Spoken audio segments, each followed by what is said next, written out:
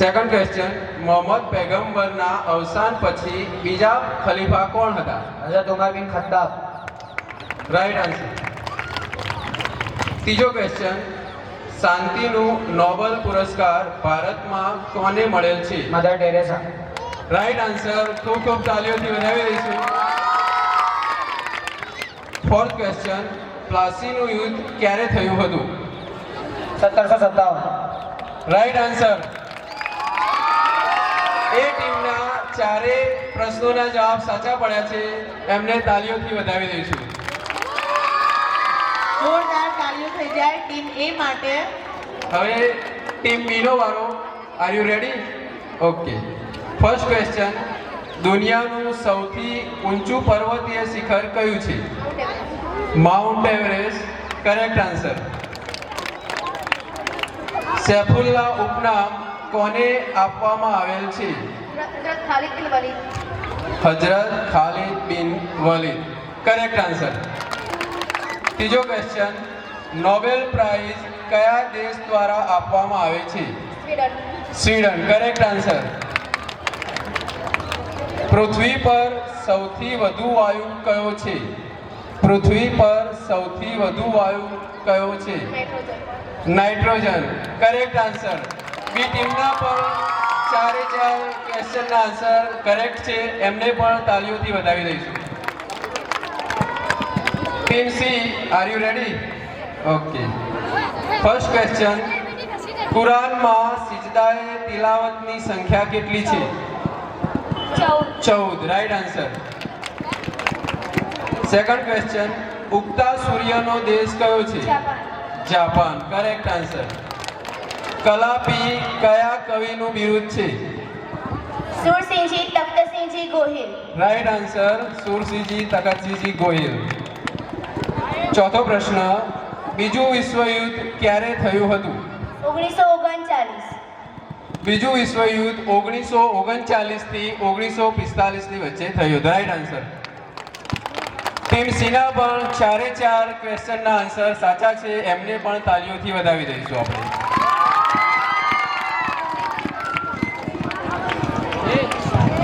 Team D, R you ready? Okay. First question, Gujarat વિધાનસભાની હાલની બેઠકો જણાવો.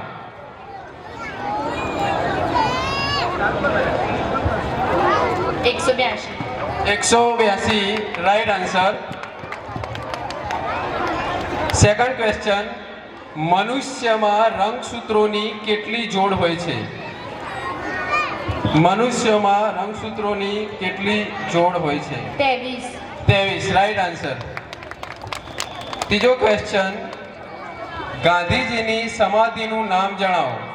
રાજઘાટ. રાજઘાટ. Correct answer.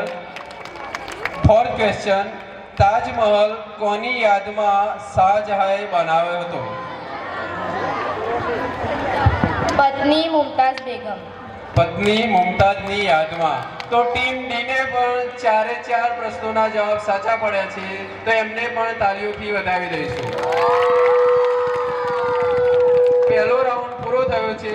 પહેલા રાઉન્ડના અંતે સ્કોર શું થયો છે એ જણાવી દો.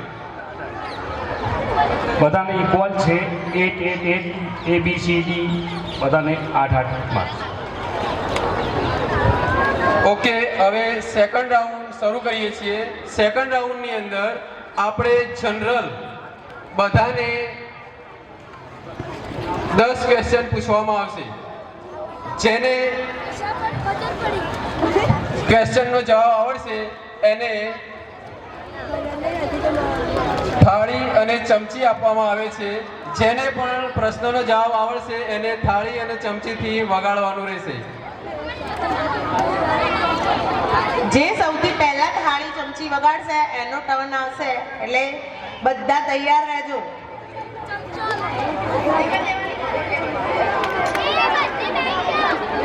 વચ્ચે રાખો, વચ્ચે રાખી દો એકના.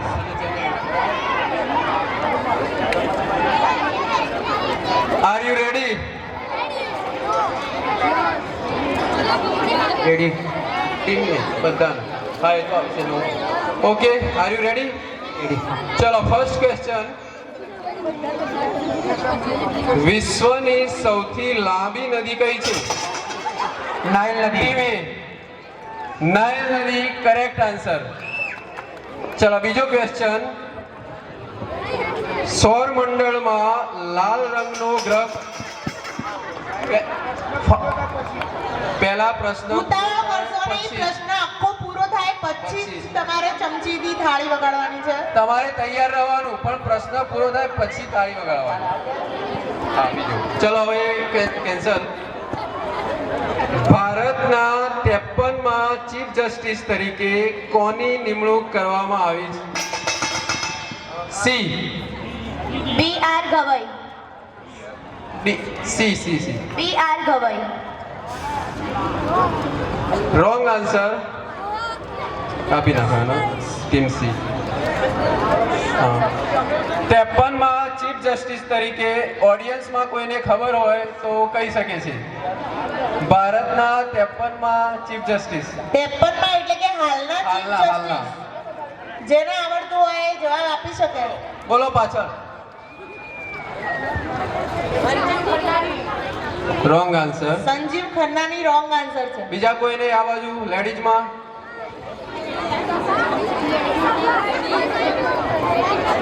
કોઈ નહીં.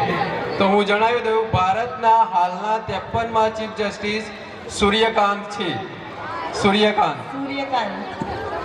ચલો હવે ત્રીજો પ્રશ્ન. કોમનવેલ્થ ગેમ્સ પ્રશ્ન પૂરો ઉતાવળ ના કરો, પ્રશ્ન પૂરો થવા દો.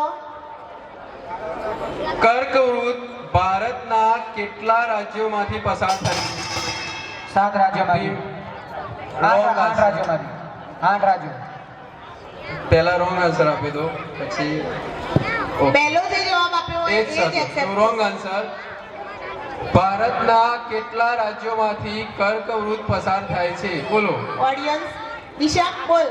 લે આમાં એમ બોલ.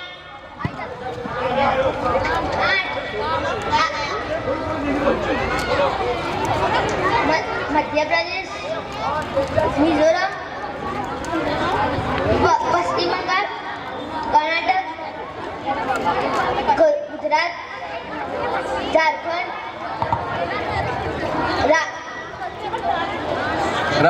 ઓકે થોડો 2-3 ખોટા બોલ્યું. ચલો ગુજરાત, રાજસ્થાન, મધ્યપ્રદેશ, છત્તીસગઢ, ઝારખંડ, ત્રિપુરા, મિઝોરમ. બરાબર. આ 8 રાજ્યો છે. એના માટે એક ટ્રીક આપી હતી આપણે. એના માટે એક ટ્રીક એ હતી. ટ્રીક પૂછો સર. કેટલા યાદ છે કે ટ્રીક કઈ હતી? મમ્મી પણ ગુજરાતી છે. મમ્મી પણ ગુજરાતી છે. આ પ્રમાણે તમે ગોઠવશો એટલે થઈ જશે. ચલો હવે આગળનો ક્વેશ્ચન. ભારતમાં ખેલ જગતનો સૌથી મોટો એવોર્ડ કયો છે? Team D. C. Okay major Dhyan Chand Khel Ratna award. Correct answer. ભારતમાં ખેલ જગતનો સૌથી મોટો award major Dhyan Chand Khel Ratna award છે. આગળનો ક્વેશ્ચન. SSC નું પૂરું નામ જણાવો. B team. B. Secondary school certificate. Secondary school certificate. બી.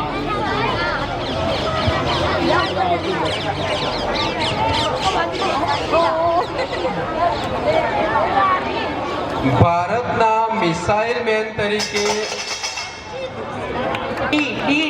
હજુ પૂરો થયો નથી પ્રશ્ન.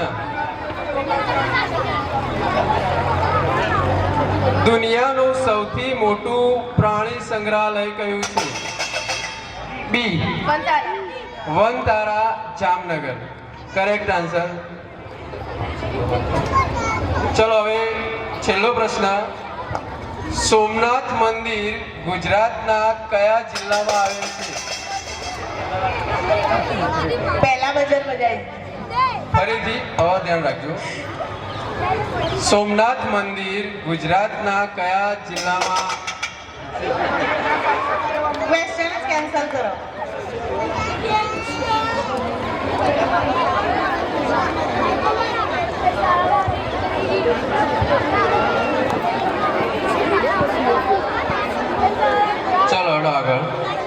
ગુજરાતમાં સૌપ્રથમ સૂર્યોદય ક્યાં થાય છે? D D D. Team D. Dahod. દાહોદની અંદર રાઈટ આન્સર. પૂરો. ઓકે, હવે તમારો સ્કોર જોઈ લઈએ.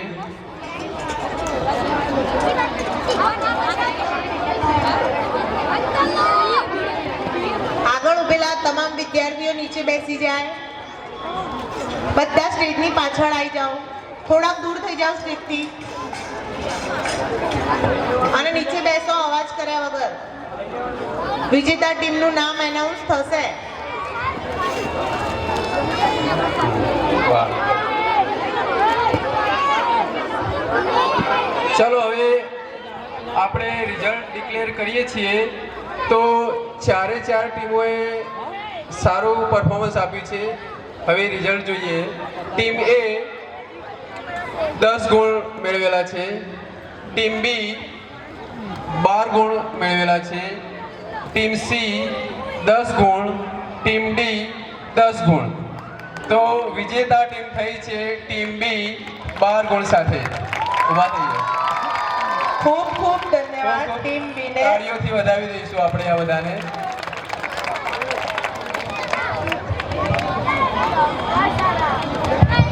અસલામ વાલેકુમ.